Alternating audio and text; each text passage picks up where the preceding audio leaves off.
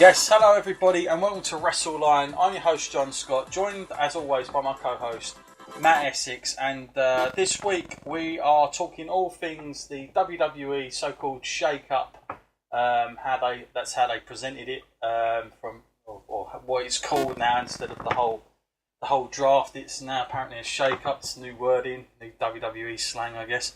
So yeah, we're going to be talking all things about the WWE draft, what we think will happen, the potential, maybe fantasy matches coming up, I guess, maybe some fresh ones, some feuds, what that means for the rosters, and obviously going forward, and looking into that, and also getting your guys, everybody that's emailed in about the draft, we'll read some of those out, get your opinions and thoughts. Don't forget to email us at wrestleline@gmail.com. So Matt, I want to bring you in now before we get going, and obviously how have you been, Matt? Because we've sort of 2 weeks removed now from WrestleMania, and obviously there's always a massive falling out from it. We've had both post shows of Raw and SmackDown, then we get the Shake Up. Let me just ask you a quick question, Matt. We had the same kind of formula last year. I think this is a much better way of doing it, just getting that draft over and done with, rather than waiting 2 months down the line and then doing the draft. Because I think, for me, the wrestling year starts literally the night after WrestleMania. Yeah, I mean, I'll agree with that. I feel like, you spend the whole year building up to WrestleMania, and then once that's done, you kind of feel like all the feuds have reached the peak, the conclusion of where they're going to get to, so you kind of want a fresh start. And, we're seeing, especially on SmackDown, we're seeing the same combinations of wrestlers fight each other week in and week out. That was dying for a bit of an injection of fresh blood down there, so I'm glad quite a few NXT people have made their debuts down there. Yeah, and let's be frank, I mean, there was a lot of NXT call-ups, obviously the Monday Night Raw. We're going to get into that as well. We're going to be talking about the few returns that have come back, a big familiar face who's come back. Before we do that, though, some sad news this past week. We learned the passing of arguably one of the greatest WWF heavyweight champions of his time, certainly in terms of legacy he leaves behind, in terms of the consistent run he had as the champion, none other than, of course, Bruno Sammartino, and he was inducted, I think it was about 3 years ago now, something like that, finally into the WWE Hall of Fame. Definitely, rightfully belongs in that in the Hall of Fame, no doubt about that. But a huge loss, Matt. To wrestling, I feel, in that passing of Bruno Sammartino. Sad news, obviously, this year. We've covered him before on our sister podcast on the Wrestling Skull. We actually done, I believe we've done like a couple of these ones where we've done the history matches that we were doing, the classics and stuff like that, the art of wrestling, what we've done it under. Matt, for you, Bruno Sammartino, what do you think legacy he does leave? Is it mainly the championship, the iconic championship run that he had for you? Yeah, that's definitely what sticks to my mind.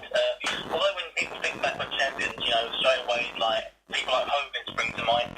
You got to accept, Sammartino really laid the foundation for everything that it is today, and that title reign, I'm pretty sure will never be broken. So it will always be in the history books, and when people look back at a champion and who was the original person that ran with it super long and super hard, it wasn't Hogan, it was Sammartino. Absolutely, and something that always does go under the radar a little bit unnoticed, of course, is his legacy in Madison Square Garden. I believe he still holds the record today of most consistent sellouts in a row, when Bruno Sammartino was headlining in a time where the headline match mattered. If you were going to get fans into that building, it was more about what you were going to get on for the main event. And Bruno, with his kind of coming in as a, if anyone's ever dug his history up, he's come from Italy. He escaped the war that was going on there. There's a big story, and of course, it's sort of become I guess the tradition of the American dream of going somewhere, Matt, and making something for yourself. Of course, he had a huge relationship with Arnold Schwarzenegger back in the day as well, and definitely will be missed within, but has definitely left a legacy that, like Matt said, I kind of agree. I don't know that it'll ever be broken. again, to be honest with you, that many days. So, listen, you talk about being over. Bruno was over, but to be over for that many years, it's, I mean, you got to be something there, Matt, for fans to keep cheering for you as the champion, especially. That is a very hard combination. When I actually think of, you normally get big baby faces chasing the belt, but to actually hold the belt as well and be a baby face is quite something in what normally turns into a kind of mainly heel-driven main event most of the times for the chase. So goes to show you how over he was back in the day during the 70s, no doubt about that. So yeah, sad news there. Okay, Matt, let's move on. Let's get back into WWE then. And of course, coming out of Raw, just want to literally lay over a few things that happened the Raw after. Of course, Matt, we saw the return of Bobby Lashley. I think we all kind of saw this one coming. I think it was no surprise. Matt, was it me or was it a little bit underwhelming, the return of Bobby Lashley? Like, there was something, I don't know. I don't know if it's just because I knew he was there. I knew he'd been signed a few months ago. I was just waiting for it. But I thought, isn't he going to do something a bit better than that? Like, I don't know. I just thought it was the same old, same old. See Bobby come out, destroy somebody, go back. I mean, I'm kind of thinking for a guy that's just come back, we've already had that. We've seen Bobby Lashley squash people. I mean, I don't really. I think there could have been something better for him to do as a return, a bit more of an impact. Do you think, Matt, that WWE have signed Bobby Lashley to be a main event guy, or because I've got a feeling I'm not so sure. I don't know. What do you think? Yeah, I kind of feel like they've got him just for the sake of having him. It's kind of like a wait and see. I think they want to see how much the crowd can get behind him. I don't think they have any solid plans for him. Yeah. But I'm sure if the support is there, they'll find something. But I feel like for now, it's just he was a big deal. Especially the TNA. He was like their last big kind of main top guy that they had, a name that was drawing people at least. So it's highly damaging to TNA to lose him. So I feel like by doing that, they've sort of blown away any form of competition that might have been down there. Not saying there was any, but I'm sure that really damaged them. Yeah. But it's probably not spiteful. It's good business. I mean, having someone like Lashley there is a good option. Why not scoop up all the talent you can get? Because there's bound to have some good matches in WWE anyway. So at least we might get a couple of good feuds. If anything, we know he can work with other people from TNA, which he has been doing. Even though the brand split now that we have has put him on the odds with them, so we're going to get some new things from Lashley Lee. So we're going to see some fresh matchups for him. He was getting kind of stale from running into the same 5 people down in TNA because that's all they had left. Yeah, I mean, Mike sent an email in, and might as well read it as we're talking about this particular topic. He described it as along the lines of, he's written, "Hey guys, I feel like the signing of Bobby Lashley, I compare it to the selling of Arsenal Football Club's Alexis Sanchez, and when Man United came in for him over Man City, just to sort of spite Man City and get, what he's trying to say is basically they've just got him so that their rivals haven't got him instead, and whether they really needed him, is a lot to be desired, but then if they don't get him, they know that he's going to benefit somebody else. And yeah, that's how he's described it. And then to be honest, I think after what you just said there, Matt, I think you pretty much agree that is a similar kind of thing that we've seen there. Like whether WWE really need Bobby Lashley at this point is, who knows. The amount of talent coming up from NXT and the draft, it's I don't know. Really, I think a lot of people, Matt, were expecting that he was going to come in and be the next opponent for Brock Lesnar. I think that certainly was the rumour. It was but to be honest with you, Matt, is that just a little bit too perfect in a way? Bobby Lashley, Brock Lesnar. I mean, to be honest with you, I think that would be way too soon to even build something like that. I just think that would be a throwaway match if they do that at this point. That would be a bit soon, but Brock Lesnar's ploughed through the whole roster, really. Yeah. Not many people left for him to go through. I'm sure they're going to have to get to that point sooner or later. But I would agree. I would like a little bit of a build to that, a bit of anticipation at least. Yeah, absolutely. Okay, well, let's talk about some of the guys that come up from NXT. Matt, Ember Moon's come up. She's up there now on the main roster. Now, of course, we're going to get Sanity coming up as well. They're on SmackDown. Of course, we had who else? We had and saying that, I should mention just while we say returns, Big Cass was also back in amongst things as well that week. So he's around now. So it is a real restart with everything all together here. But Matt, were you surprised with the amount of call-ups there was from NXT this year? Yeah, I mean, I was actually. It feels like it's going to take some time now for NXT to rebuild itself and recover from this.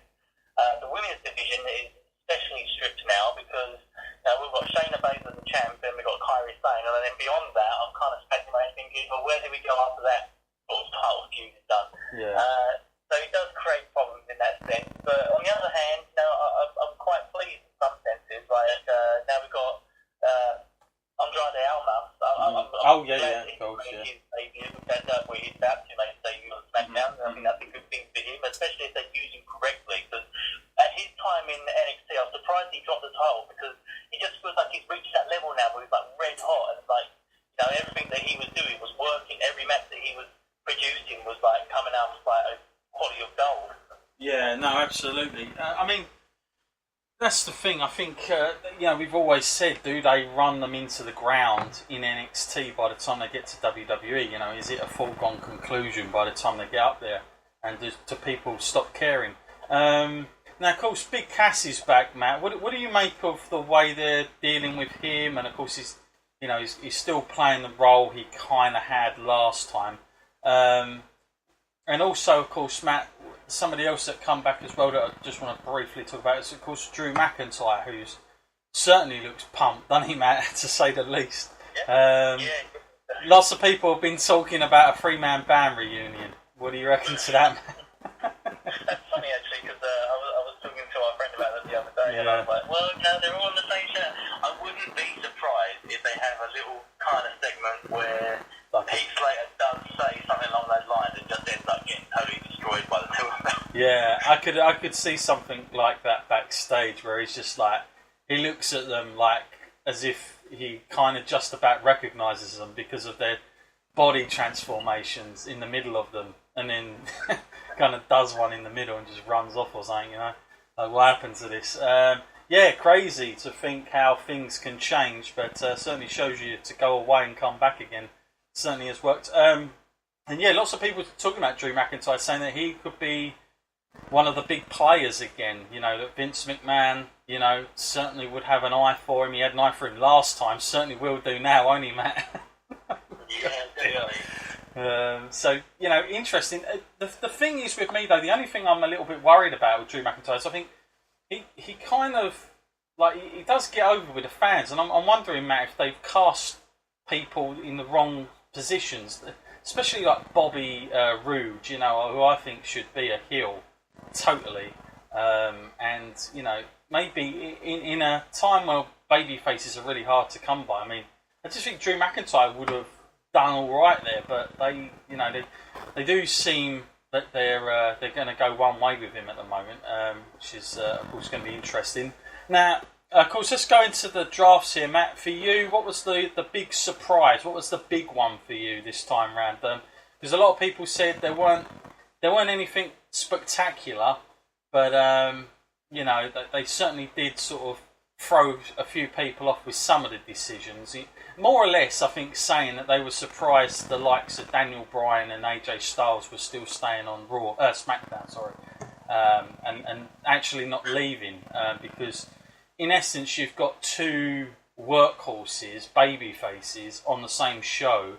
But then Jimbo, Squad Number 9, wrestler Squad Number 9, he emailed in, of course, a long paragraph, and just to pick some bits out of it, he said that he felt that the reason they did that is for one reason only, and you know where I'm probably going with this one, Matt.